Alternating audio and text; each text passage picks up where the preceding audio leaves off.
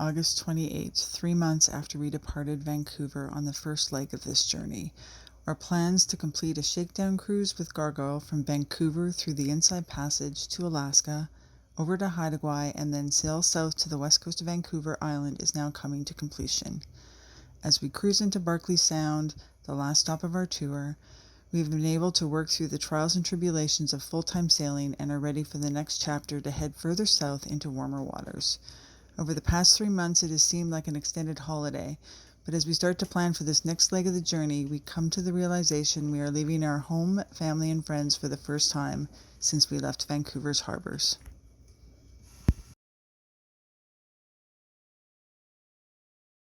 We've been here for a couple of days, just waiting for weather to head to California, but at the same time we're a little bit early, so we're just kind of taking our time here. Anyways, it's been a great little bay for us. We are on the west side of the bay. If you go up through this little kind of inlet, you can get to the path that goes to the other side, which we did yesterday. Not the easiest path in the world, but you can kind of find its way. And then this is the rest of the bay. We've had lots of different people in here over the last little bit. Anywhere from 125 to 25-foot yachts. But great little anchorage. We've had some really nasty weather and some really nice calm weather. Highly recommended. Anyways, we're going to go over to Joe's Bay and check it out. We're in Joe's Bay. Yesterday it was packed in here, but this morning everybody's left.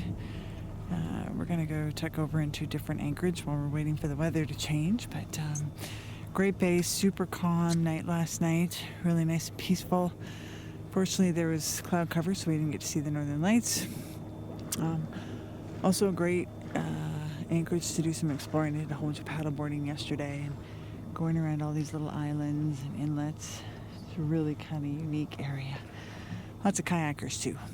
Anyways, we're going to head back over to Effingham Bay. We can get some cellular service and do some work and get ready to depart. 4 days and counting till we hit California.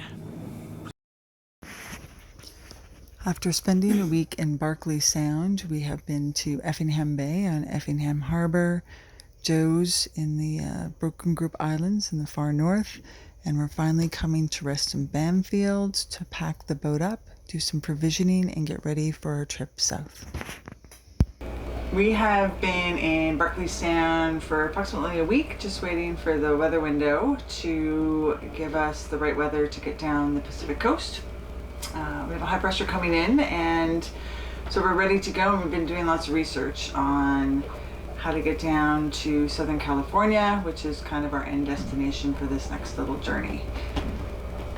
So we really, a couple of different routes we could take. We could either do harbor hopping or more of a coastal route, keeping kind of 1 foot on shore, or we can go offshore. And as Carla just said, as we want to get to the Central Coast, we're going to make one hop down more the blue water route, and we're going to target San Francisco for our first landfall in coastal California.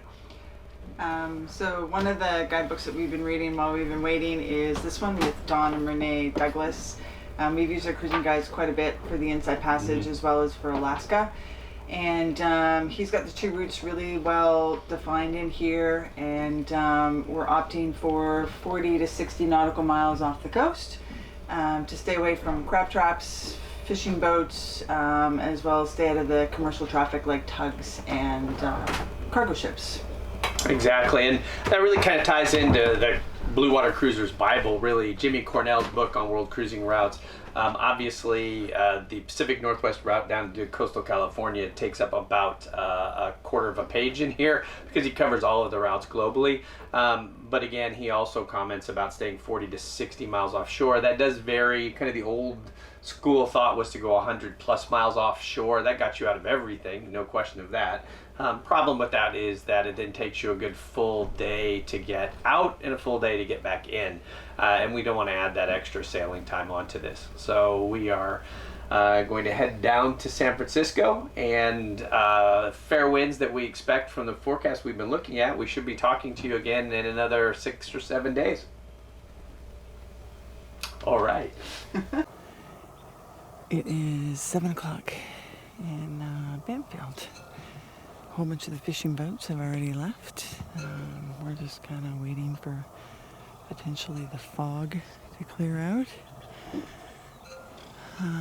But yeah, really nice and peaceful, great anchorage. Last night, really nice and quiet. You can look out there and you can see the fog. But we shouldn't have to deal with it for too long. It should burn off pretty early this morning. We are headed down the Pacific coast, so right now we are planning to go as far as San Francisco. We'll see if the weather holds out. There's a big high pressure coming in, which should give us what we need. But really enjoyed Banfield, did some walking around, a little bit of grocery shopping to get some milk. Great little stop along the way for the west coast of Vancouver Island. It is 8 o'clock at night. We've been sailing for approximately 12 hours. We have. That's correct. The sun is just setting off to the west here. And where are we, Mr. Nash? We are off the coast of La Push, Washington, probably about 25 nautical miles, and we're heading almost due south, doing about 7.5 knots here under a really good following sea and following wind as well. So it's setting up to be a nice night cruise tonight, and keeps us on schedule for a 4-day run down to San Francisco. 8 o'clock, and we're just off the coast of Oregon. There's fantastic sunset over here to our west.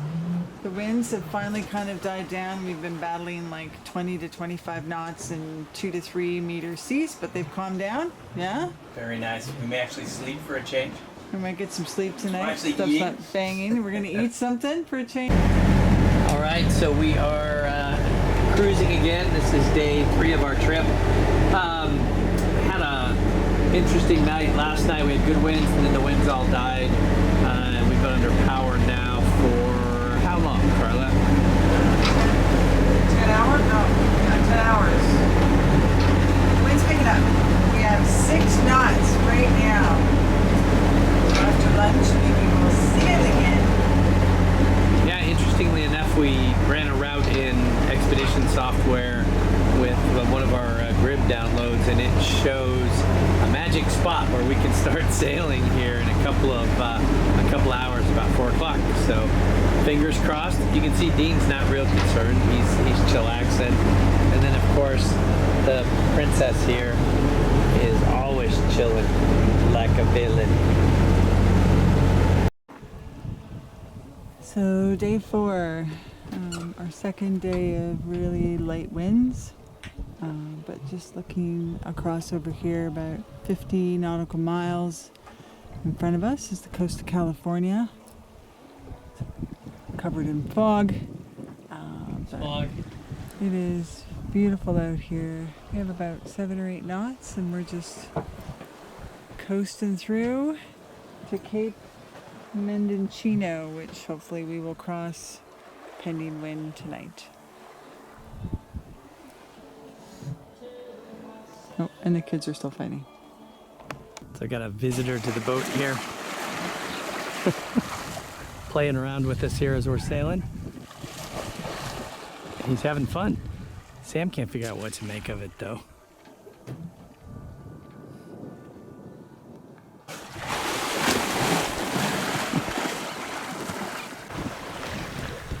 Well, good morning. It is about 6:30 in the morning here, local time. We have just switched off watches, so Carla had the watch from 1 to 6 a.m. and I just took over Carla's watch. Past the milestone, we passed Cape Mendocino and the Punta Gorda area here. So we've got some open sailing. First I'll kind of pan up. Everything's just gorgeous out here today, as you can see with the morning light. And beautiful sunrise here over the mainland. We are 150 nautical miles away from San Francisco. It's right literally there. So we're doing some wing-on-wing sailing. We need to figure out our Dutchman boom brake. It's not working properly. And if we can hold this, we'll be there in, I don't know, 30 hours. 30 hours. Probably more like 40 hours.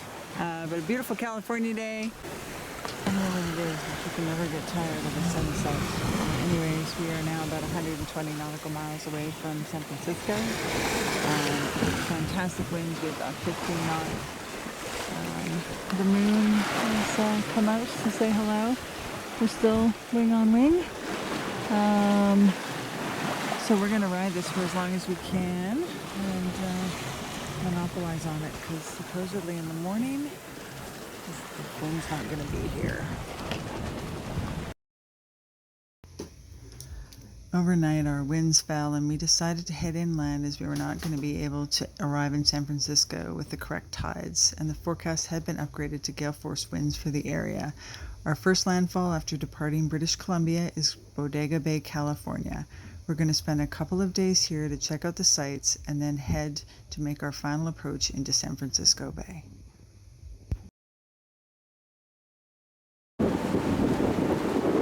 We are just coming underneath the Golden Gate Bridge. And the tide pushes through all the way, which is good because there's a pretty considerable rip tide underneath the bridge, and you can see there's a little bit in front of us as well. We've got Alcatraz right there. Downtown San Francisco is there. We're going to head around the corner. This is Angel Island and Sausalito. And we're going to hopefully find some anchorage over there so we can tuck in for a few days. So here we are in San Francisco.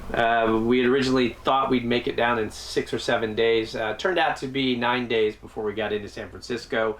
As we came down the coast of California, we noticed that we were going to miss the tides, and we were going to have some winds piped up that was a little bit stronger than we wanted to negotiate under the bridge. So we decided to tuck into Bodega Bay, which is about a 5-6 hour sail north of San Francisco.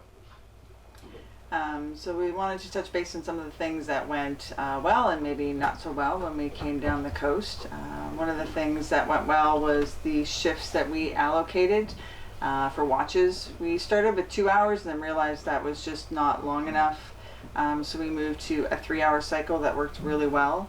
And on the calmer nights when the winds were down and people could actually sleep down below, we just opted to stay up a little bit longer, extending to somewhere around a 5-hour shift so the other person could get some sleep.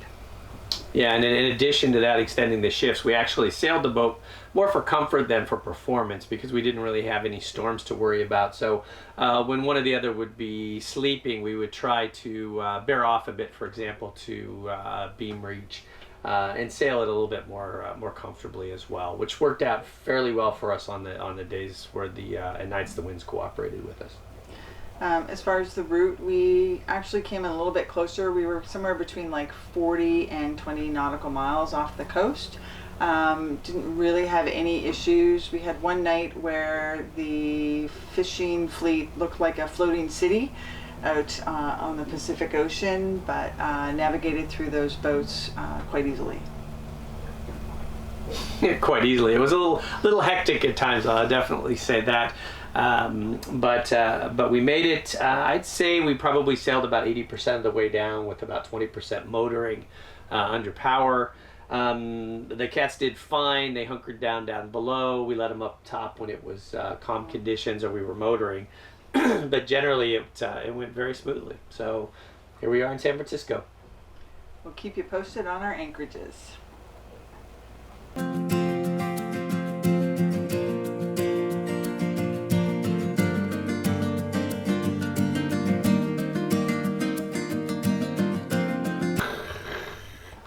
Day 2. Day 3. Meow. Day 4. Day 5. Oh, a seal.